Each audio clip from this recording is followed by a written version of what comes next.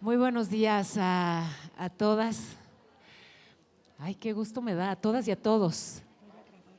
Qué bueno poder ver su interés en un día así, el 9 de marzo, en el que ya empieza a ser, ya empezamos a acostumbrarnos el 9 de marzo a enfocarnos en el aspecto económico, el gran peso económico que tenemos las mujeres. Y fíjense qué fortuna de poder hablar justamente con la secretaria de Economía, Tatiana Cloutier.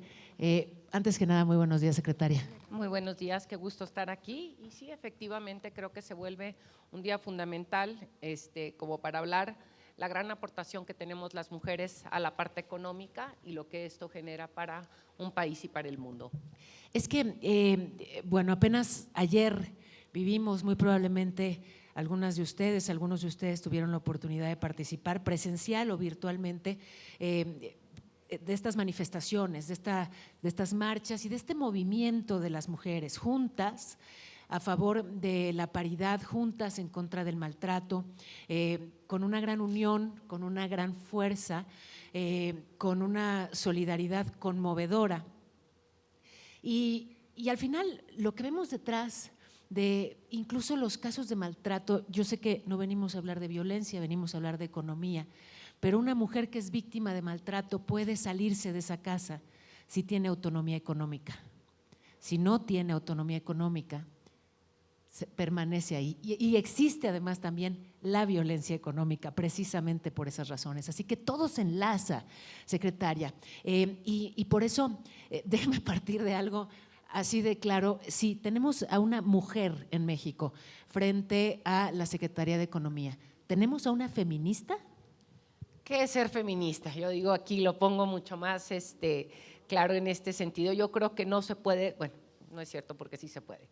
Yo creo que no puedo ser mujer, venir de una mujer como mi madre, de venir de una abuela como mi abuela, la mamá de mi papá, una mujer que ahorita tendría más de 100 años y se dedicó desde toda su vida a leer. Y decía la abuela que no podías leer y seguir siendo la misma, entonces yo no puedo venir de una mujer, de una abuela, de una madre como la que tengo, como la que tuve, y poder pensar que después de dar vida, después de vivir circunstancias como las que me han tocado vivir, no buscar por mejores condiciones, no solamente de los hombres y las mujeres, pero también de buscar mejores condiciones para las propias mujeres. Creo que no se puede o no perdemos o pierdo mi esencia si dejo eso atrás. Ahora, estando en un cargo de decisión, hay ese foco puesto en avanzar hacia una paridad de género en términos económicos, y si sí, ¿cómo? ¿Cuáles las políticas públicas que lo impulsan? Primero debo decir algunas cosas que creo que vale la pena compartir y que las voy llevando hasta la Secretaría de Economía. Desde que iniciamos este camino para buscar que iniciáramos un cambio en el gobierno, se trabajó para que el gabinete fuera paritario. El presidente de la República planteó un gabinete paritario y a partir de ahí, con el propio perfil o con muchos de los perfiles de las mujeres que están ahí, creo que se va abriendo una brecha para decir cómo vamos a caminar o se va haciendo una ruta para ir avanzando en tema de mujeres. Todavía recuerdo cuando llego a la Secretaría de Economía, la secretaria de la Función Pública, Irma Heréndida, nos puso un indicador muy claro a la hora de hacer algunos de los concursos para nuevas plazas, en donde tuviesen que venir, en algunos decir, prioritariamente en tanto porcentaje tienes que ir abriendo el camino a las mujeres. Es decir, vas creando una ruta a la cual quieres llegar. Y en la Secretaría de Economía, debo decirlo así, tenemos porque no puedo decir que vamos a ir haciendo un camino para que las mujeres vayan siendo incluidas si no lo llevamos a la práctica. Tenemos una de las subsecretarías, está a cargo de una mujer, es la doctora Luz María de la Mora, una mujer extremadamente capaz, conocida dentro del mundo público como una gran promotora de la vida, del comercio y de la economía, del comercio exterior. Tenemos un varón, luego en los puestos importantes, tenemos en toda la parte de promoción de pymes y el área de la unidad de desarrollo productivo a la doctora Ana Bárbara Mungaray, una mujer también que lleva como la línea clara de lo que tiene que ser para que a las pymes les vaya mejor, y tenemos en la unidad de inteligencia global a una mujer. Dentro ahorita también en la parte de finanzas, la cabeza de finanzas de la Secretaría de Economía está a cargo de una mujer. ¿Qué estoy diciendo? No hablamos solamente pues, de palabra, no decimos solamente las que estamos moviendo a mejores oportunidades para las mujeres, los ponemos en la práctica, y muchas de las acciones que estamos llevando a cabo van a abrir mejores condiciones para las mujeres. También desde la parte de recursos humanos, debo decir que iniciamos aquí junto con el gobierno de Inglaterra, iniciamos hace pues un año exactamente, unos 9 meses, una dinámica para ir viendo uno de los temas fundamentales que tenemos, que es la brecha salarial. La brecha salarial que se va teniendo, de hecho la revista Expansión, si no mal recuerdo, hace algunos años, ahorita acaba de sacar en su último número, lo ojeé hace algunos días, estas 100 mujeres o 100 empresas que tienen a mujeres a la cabeza, y me voy a un estudio previo hay un artículo aquí en donde dice que si las empresas captaran que pueden llegar sus ingresos a aumentar hasta un 30% por el solo hecho de tener mujeres en puestos de más alto nivel, hasta por conveniencia las tendrían. O sea, es un asunto de pesos y centavos. Claro, ya si no es por una convicción incluyente, es. pues que lo hagan en términos de productividad, porque ya lo hemos demostrado, sí, cuando formamos parte de los equipos de trabajo, los hacemos más productivos. Así es. Ahora, justamente eso, equipos de trabajo, no es nada más cuántas mujeres forman parte de un equipo o cuántas mujeres forman parte de un gabinete, sino las acciones que realmente esas mujeres pueden impulsar a favor de otras mujeres. En ese sentido, ¿cómo vamos? ¿Y cuál sería, digamos, la radiografía de las mujeres en la economía en México? O sea, ¿cuántas empresarias tenemos hoy por hoy? ¿Cuántas mujeres en cargos de decisión?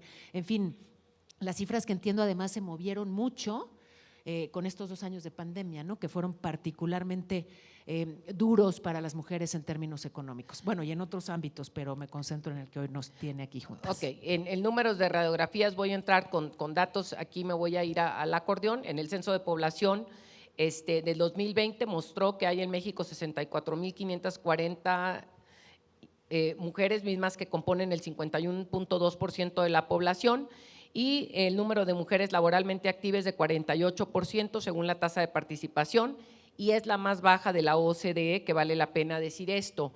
La pandemia vino efectivamente a mostrar o a dejar a las mujeres en una situación todavía más de desventaja que anteriormente. Son las primeras que perdieron los empleos y son las que en la recuperación propiamente de los propios empleos son los empleos más precarizados. ¿Qué ha pasado? ¿Qué se hizo muy evidente en temas de pandemia? Se hizo muy evidente que pues tenías que dejar el trabajo, o se vieron obligadas por la circunstancia esta en donde la gente se quedó a trabajar en casa, los hijos o las hijas se quedaron también en casa con la escuela, y pues alguien tenía que hacerse cargo. O me voy al tema de cuidados, que creo que aunque no pega ahorita directamente o no lo vinculamos ahorita directamente en términos de economía, lo voy a vincular porque creo que se vuelve fundamental. ¿Qué mostró la pandemia no solamente en México, sino en toda América Latina? Lo decía la CEPAL, que las mujeres fueron las que se precarizaron más, fueron las que perdieron las oportunidades laborales, y parte de lo que vimos, que yo lo veo como una parte positiva y una negativa. Primero se evidenció lo que normalmente nosotras como mujeres habíamos hablado y que normalmente no lo ponían en la mesa. Es la primera vez que vemos en las reuniones estas virtuales, en donde de repente está un hombre y aparece un niño corriendo atrás de su pantalla, y el hombre tiene que ser tolerante o tiene que entender que esta es una dinámica que se presenta cotidianamente o se presentó a lo largo de la vida para las mujeres. Por otro lado, también vimos que a veces decía alguien, oye, me voy a tardar tantito porque va a entrar mi hijo al recreo y va a haber ruido aquí en la conferencia. Y todas estas cosas, ¿a dónde van llevándonos? Nos van llevando a poder sensibilizar a los varones y a las empresas a entender la dinámica que se vive económicamente y en la vida familiar y en los trabajos, más allá de la parte económica, de la participación de las mujeres. Y entro en la parte que veo que se vuelve como el gran reto que tenemos hoy hablando de economía. Uno de ellos es el tema de cuidados. El tema de cuidados que se vuelve fundamental, el cuidado de la familia, de los abuelos, de los papás, de los tíos, de la persona que está enferma en casa, o el tema de los cuidados de los hijos propiamente. Y creo que este es el reto económicamente que enfrentamos más grande. Primero es cómo le hacemos para contabilizar dentro de la economía este trabajo, no voy a decir invisible, bueno, invisible en términos de números económicos, que en otros lados del mundo sí se contabiliza, y por otro lado es cómo le damos un valor adicional a esta tarea que cotidianamente se realiza por parte de muchas mujeres a lo largo y a lo ancho del país, sin importar la edad, y que normalmente no se había visto materializado en números. Entonces creo que son dos temas importantes. El Senado de la República ya metió una iniciativa y está aprobada el tema de cuidados, ahora es cómo lo vamos a poder implementar para que el tema de cuidados empiece a ser atendido y las mujeres tengan más acceso al trabajo, voy a decir, al trabajo remunerado y puedan atenderlo. Y aquí me voy otra vez al tema de los números, en donde decimos, y que sería uno de los temas que preguntaba al principio Paula, es cómo las mujeres pierden a veces oportunidades de no vivir, y lo voy a pegar a la violencia, una vida de violencia, ya sea económicamente o físicamente, por el tema de no tener una libertad económica. La libertad económica nos lleva a tener libertades enormes y en dos vertientes. Una de ellas es cómo podemos vivir el que pueda yo decirle a mi pareja lo que gano y que mi pareja no se sienta ofendida o no se sienta menos o no cree esto una situación de violencia en la casa de otra naturaleza porque gano o aporto más a la familia. Esta mañana me tocó tener una reunión de trabajo, llegó uno de los, un abogado, y le estábamos ofreciendo nosotros moverse de su trabajo a otro lugar, a otra, y me decía mi mujer es la que trae más recursos a casa. Me encantó verlo porque no me lo dijo con pena, no me lo dijo con recriminación, simplemente me dijo, si yo me muevo ahorita, pues la movería ella y el ingreso mayor de mi casa se vería limitado.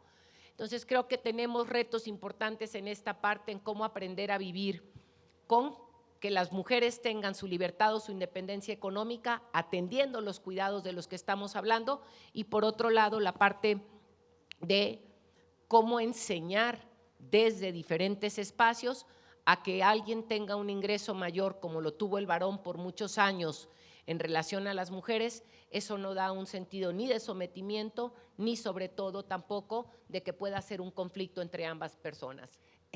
Varias cosas, secretaria, con respecto a lo que menciona. Por ejemplo, el tema del, no digo trabajo ya dentro de casa, porque con el home office de pronto dejó de ser claro, ¿no? Pero digamos el trabajo doméstico, el de la limpieza del hogar, el cuidado y crianza de los hijos, cuidado de los enfermos, que lo llama el trabajo invisible, ¿no? Y sí, claro, me parece que atinadamente, porque aquí no solamente no es remunerado, sino que no es reconocido. Y nos encontramos todavía con mujeres que se dedican al hogar y que cuando les preguntas, ¿tú qué haces? Dicen, nada, yo no trabajo. Y entonces desde ahí me parece que nos equivocamos, ¿no? Al no reconocer que sí es trabajo, que es extenuante, que es valioso, nada más que no es remunerado.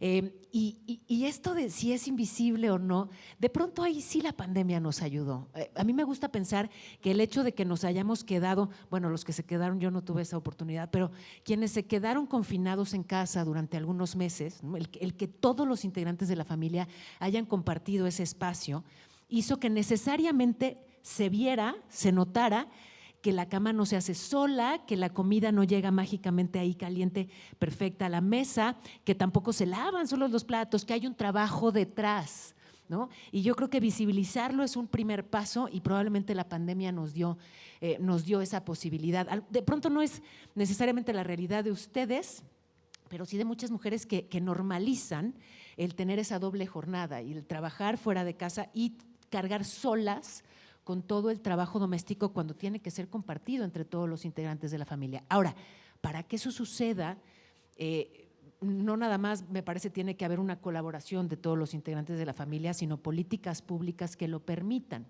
Y entonces, más allá de lo que estén, nos menciona, impulsando en el Senado, en ese sentido, de los cuidados de los menores y en fin todo el trabajo doméstico, hay decisiones que frenan esas posibilidades para las mujeres, sobre todo para las mujeres jefas de familia.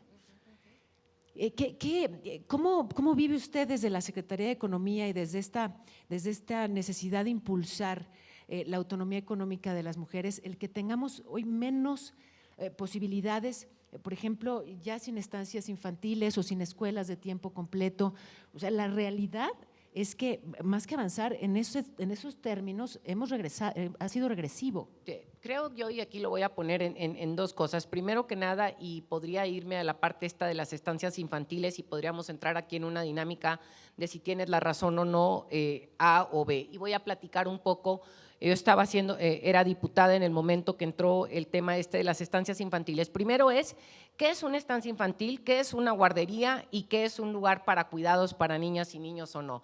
Primero creo, y me voy a ir así como del tiempo presente hacia atrás, tenemos las guarderías del IMSS. La pandemia propiamente limitó la participación o el poder dejar de alguna manera a niños y niñas en la guardería tradicional, la guardería del IMSS. Y si el tema, queremos entrar en el tema de los cuidados de las guarderías o de las estancias infantiles que estás comentando, vale la pena decir, y no traigo ahorita la cifra correcta, pero en los programas de apoyo a las madres trabajadoras, el programa no se acabó como tal, el recurso se le sigue dando a las madres trabajadoras y tú decides qué hacer con estos. Y me puedo meter y me desviaría un poco, pero lo voy a entrar porque es una pregunta que has puesto en la mesa con respecto a qué pasó en esta parte de la iniciativa. Si me voy un poco a cómo estaban las estancias infantiles estas, qué cubrían, qué hacían y qué es lo que dejó de hacerse y qué es lo que creo yo que debimos avanzar a que se debería haber hecho, y entramos en una dinámica del todo o nada. Primero que nada, en el tema de las estancias infantiles se crearon en un momento en donde tú decías, te doy dinero para pagarle a alguien a que cuide a tus niños de una forma semiorganizada. Estas estancias infantiles debieron ir caminando a lograr el recurso de decir cuáles de ellas están listas para ir a convertirse en guarderías del IMSS. ¿Por qué? Porque es un derecho que tenemos, y en el derecho propio que tienen tanto varones como mujeres debieron dar el salto para ir a hacerse más profesionales. Aquellas que no estaban en el esquema de profesionalización per se cierran, y aquellas que estaban en un intermedio, ¿cómo las ayudabas a caminar a llegar a la profesionalización? Se entró en un esquema cómodo. Y cuando digo cómodo, los niños y las niñas tienen una edad, y ahorita no me acuerdo exactamente si son 3 o 4 años, donde ya debías ir a la escuela o ya podías ir a la escuela. Hay sectores de la población en donde no quieren que el niño o la niña se separen de mamá y papá o de mamá en esos momentos y vayan a la escuela. Entonces, muchos de esos niños que iban a estas estancias tendrían o podrían estar ya en la escuela, porque legalmente y en términos educativos ya tenían la edad para entrar, y otras podían haber entrado a las guarderías del IMSS. Creo que aquí lo que se hizo, y lo considero que hicimos una generalización, en donde se toma un cambio y un cambio de paradigma, en donde le das el dinero a la madre o al padre para que, bueno, a la madre porque fue a las madres trabajadoras, para que ellas decidan quién cuida a sus hijos. Entonces, creo que el programa, cuando se inicia con las estancias infantiles como primer paso, fue bueno. Fue malo o no malo, fue incompleto en dar el paso a lo que seguía. Te canalizo a que te vayas a la escuela o te canalizo a que puedas crecer y meterte al esquema de las guarderías del IMSS. Y creo que cuando lo vemos en blanco y negro es muy fácil decir se quitaron o no se quitaron. Esto es una parte importante. Y sí creo que ahorita tenemos el reto de las escuelas de tiempo completo, y estoy entendiendo que algunos de los gobiernos estatales están tomando esto y decir, me apropio, tomo esta parte, y creo que es algo que será benéfico que cada uno de los estados, de acuerdo a las circunstancias propias que tienen y del mecanismo que tienen, porque creo que aquí las guarderías son las que tienen que crecer sus tiempos, y las guarderías podrían hacer esa función propiamente a la que tienes derecho de estancias infantiles con un horario más extendido. ¿De qué manera buscarán o están buscando ya arropar a las mujeres emprendedoras? Pienso en las microempresarias que además se comprometen y cumplen, y esto no lo digo, digamos, con una visión romántica y todavía con la emoción de la marcha de ayer, sino que están ahí las cifras.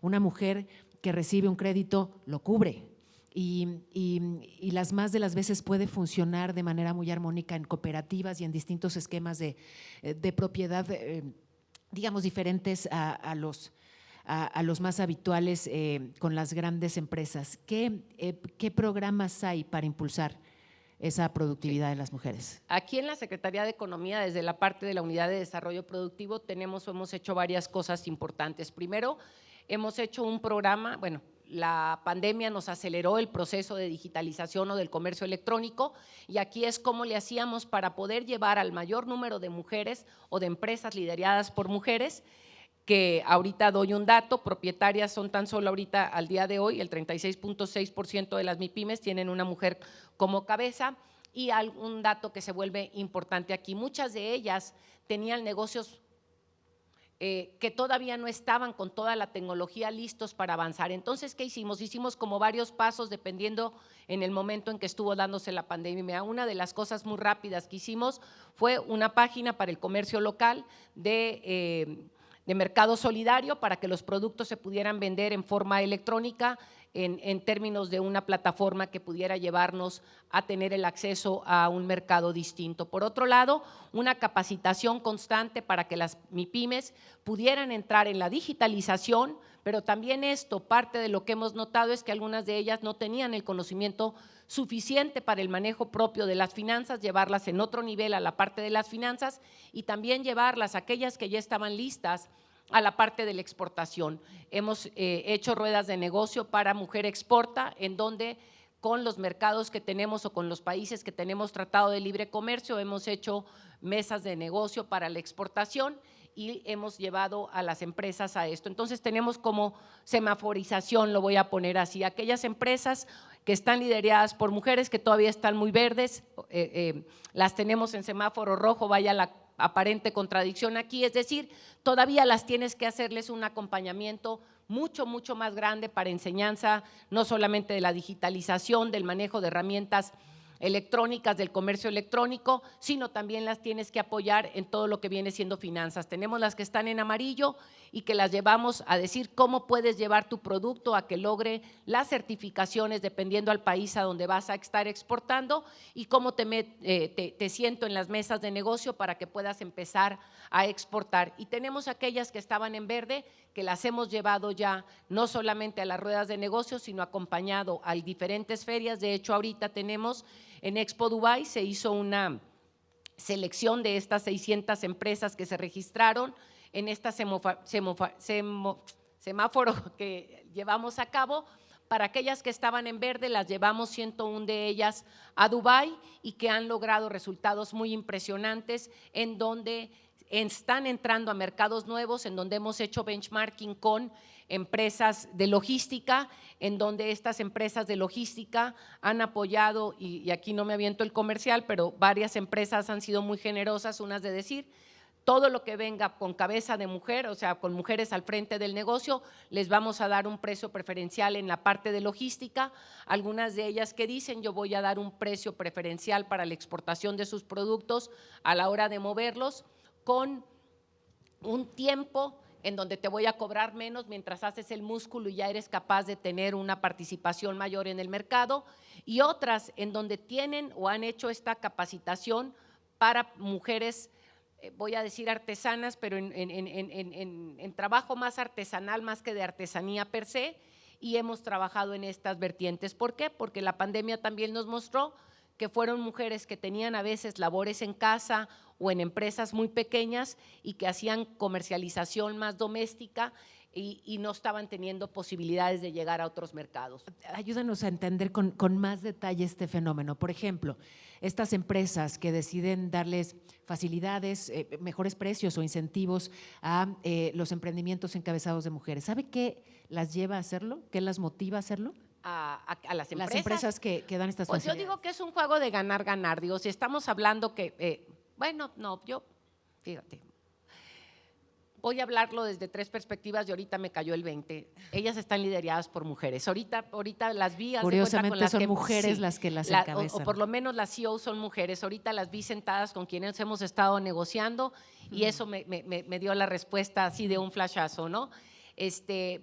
Hay algunas empresas que se dedican al mundo de la belleza y en el mundo de la belleza lo que pues normalmente vaya la belleza o el trabajo del cuidado de piel, etcétera, etcétera, está más vinculado y yo creo que en un término de conveniencia, pero también la cabeza de ellas ha sido una mujer y ellas hemos hecho trabajo con ellas también de benchmarking o de alianzas en donde hemos ido a sectores más desprotegidos para poder enseñarles desde, voy a decir, un corte de pelo, un maquillaje, una tarea que pueden hacer en la comunidad o en la ciudad donde viven y esto les genera negocio, pero a la vez a la empresa le generará negocio porque le estarás comprando su producto. Esto por un lado.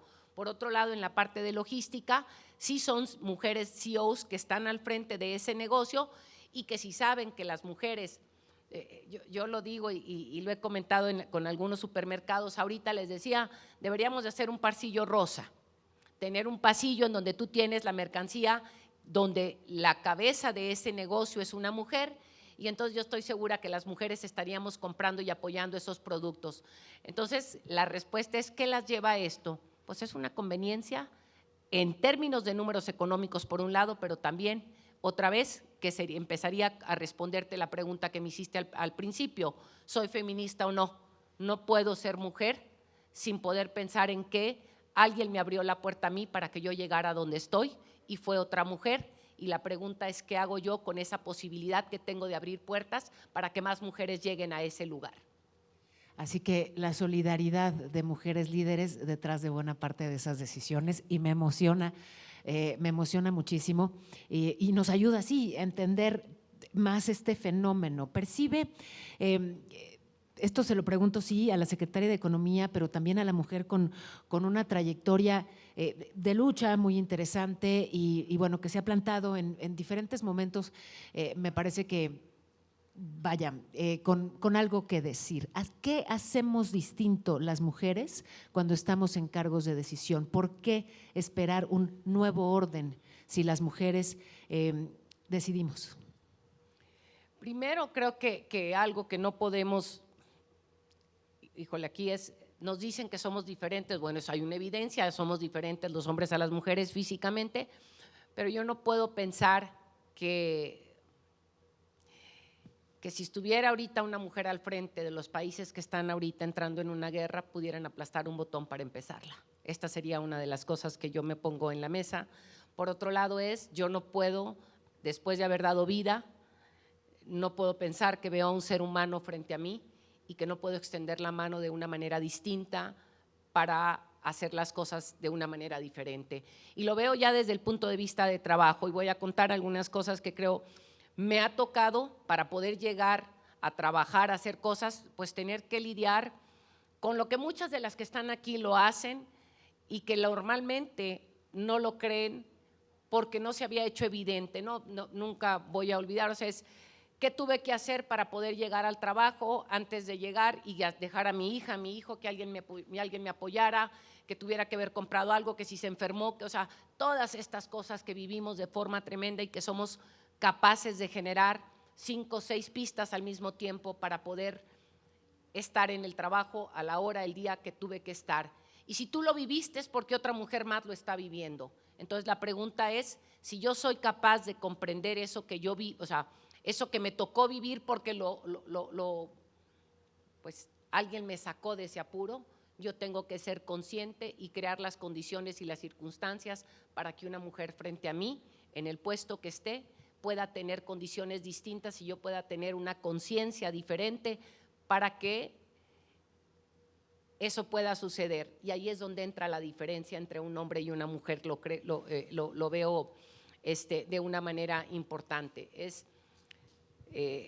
Si amamanté, ¿cómo le hago para que esa mujer que me hable y me dice, dame 15 minutos más para llegar porque no llegó quien me iba a apoyar y estoy amamantando? O decir, ¿cómo pongo en el espacio donde estoy yo el espacio para que las madres puedan tener un lugar para amamantar? Si de otra manera me dicen, híjole, el día de hoy no puedo llegar a tiempo porque ABC y te voy a pagar la hora con otra hora más tarde porque mis circunstancias no pude lograrlas. O sea, todas hemos vivido esta situación de ser mil usos. Y voy a contar una historia, nunca se me olvida. Me invitaron, yo tenía mis hijos, era diputada, tenía mis hijos que eran 4 y 2 años, y me invitaron a Mazatlán a dar una conferencia sobre responsabilidad, y liderazgo y responsabilidad. Llegué a Mazatlán, llegué con mis hijos, era fin de semana y me dijo mi mamá, vivía en Culiacán, me dijo, yo te alcanzo y yo te apoyo con los niños, ¿ok? El evento era a las 9 o 10 de la mañana, a las 10 de la noche me habla mi mamá y me dijo, se me complicaron las cosas, no llego. Y yo dije, ¿qué voy a hacer con estos niños mañana en la conferencia? Lo que nos pasa muchas de aquí para otro tipo de cosas, nada que no sepamos. Me levanto en la mañana, los niños se pusieron rápido el traje de baño, le agarraron las cosas para la playa y todo lo demás, les puse sunblock y de repente pues mamá, vamos a ir a la alberca, al mar y no sé qué, le dijo, vamos a esperarnos tantito. Pues yo llego a la conferencia y pues llego con 2 niños, con sus trajes de baño, sus cosas. Y entonces les dije, buenos días, me invitaron a dar una conferencia sobre liderazgo y responsabilidad. No sé si tengo el liderazgo, pero soy responsable y aquí está. Lo que no tengo es alguien que cuide a mis hijos para que yo pueda dar la conferencia. Entonces, si los organizadores de este evento quieren que yo dé una conferencia, les pido que alguien los atienda y mientras yo termino. Esto es lo que vivimos las mujeres todos los días. Y si yo lo viví, digo, lo pongo esto como un ejemplo muy evidente, tengo de estos 20, 30, lo tiene cada una de las que está aquí. Y la pregunta es, cuando llegas a un puesto de decisión, ¿qué haces para que las mujeres que están ahí no puedan, o sea, puedan solucionar este tipo de cosas? En el TEC de Monterrey me tocó, cuando empezamos a dar clases ahí, pusimos y propusimos, te estoy hablando años patria, yo tengo 57 años, esto fue como a los 22, que tuvieran ahí un espacio para mientras dábamos clase, tuvieran a las niñas y a los niños cuidado, porque a veces ibas por 2, 3 horas y no era, o sea, no requerías todo un sistema de apoyo y en ese momento no lo veían. La pregunta es, si yo tengo una empresa, ¿qué hago? Voy a poner el ejemplo en Ciudad Juárez.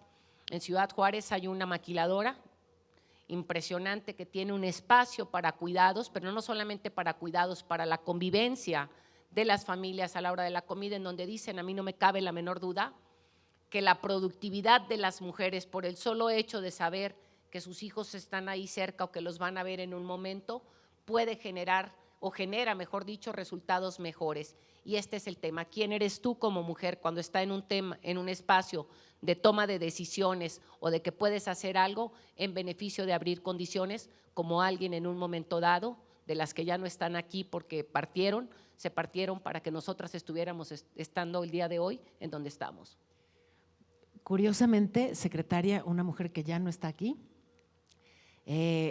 estuvo detrás de la generación de esos espacios para los niños, hijos de las trabajadoras de las maquilas, una mujer juarense a quien tuve la fortuna de conocer, y sí, era una mujer.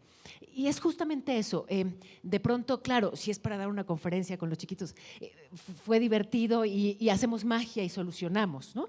Pero si esa mujer llega a una maquila con los 2 hijitos en traje de baño, la mandan de vuelta a su casa. Y sobre todo si llega así el lunes, el martes, el miércoles, o sea, si es una cosa constante, entonces sí requiere de un…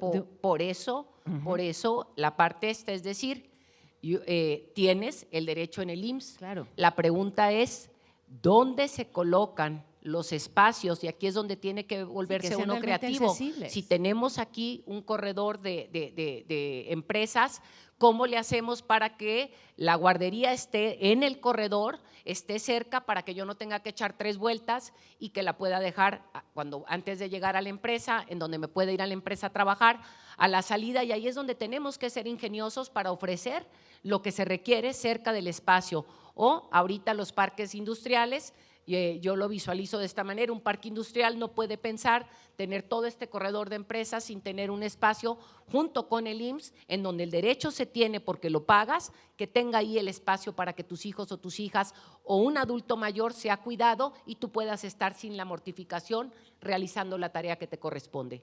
Finalmente, secretaria, me parece que ya de alguna manera hemos planteado que lo central del movimiento de las mujeres, ya no uso el término feminista porque, digamos, hay a quien le hace ruido, ¿no? Por ahí se han encargado de desvirtuarlo y asociarlo con violencia o como un intento de atropello a los varones cuando para nada es así. Sin embargo, bueno, para no detenernos, digamos, en los términos, sino en la esencia, el movimiento de las mujeres es eso, es solidaridad, ¿no? Me parece que lo central de ello es que nos ayudemos unas a otras y unos a otros, ¿no? Avanzar todas y todos juntos hacia la construcción de una sociedad con una verdadera paridad de género y sin violencia. Ahora, en ese esfuerzo veo cada vez a más mujeres convencidas de la necesidad, mujeres que sí tuvieron acceso a oportunidades educativas, de trabajo, convencidas de que nos toca generar oportunidades para aquellas que no.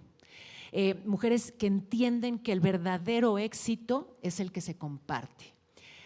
Desde esa perspectiva, porque asumo que compartimos esos ideales, yo confieso que no siempre, a mí me hubiera gustado hasta hoy ayudar a todavía más mujeres.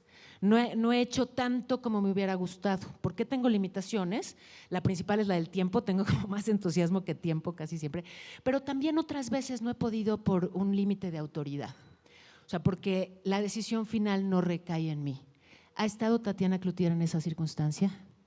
De tener una posibilidad de tomar una decisión en donde no la he tomado a favor de las mujeres, ¿eso es la pregunta? Sí, porque la decisión final no correspondía o quedaba, digamos, en otra oficina, en otro escritorio. Ahorita, dentro del espacio de lo que viene siendo la Secretaría de Economía, no me he visto limitada en una circunstancia de esa naturaleza. Cuando he sido legisladora, mi voto siempre fue en pro de lo que yo consideré que tenía que suceder y en mi vida he tenido, pues puedo decirlo así, la maravillosa fortuna de actuar en consecuencia de lo que he dicho en mi vida. Con esa tranquilidad y con esa satisfacción. Y si no, siempre me he levantado y me he ido. Muchas gracias. Al contrario. Gracias a la secretaria de Economía, Tatiana Cloutier, que le entró a la conversación. De verdad que lo agradezco mucho. Al contrario. Lo valoro y lo reconozco.